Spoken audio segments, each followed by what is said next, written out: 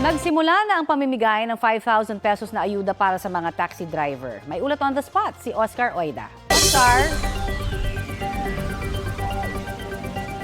Yes, Connie, ongoing nga ngayon ang payout para sa mga taxi drivers dito sa may LTFRB Central Office dito sa may East Avenue. Sa mga sandaling ito, bukod sa mga nasa listahan, no, yung sinasabi na sa master list, ay in-accommodate na rin yung mga wala sa master list. Kaya naman maraming drivers na nandito ngayon. Yung mga nasa listahan ang binibigyan ngayon dito sa may LTFRB, habang yung wala naman sa listahan ay pumipila ngayon dito sa may LTO.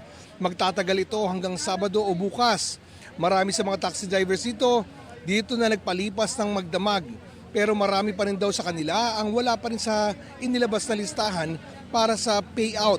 Bit-bit ngayon nila ang mga dokumento na kailangan para sa verification at pag-claim ng ayuda.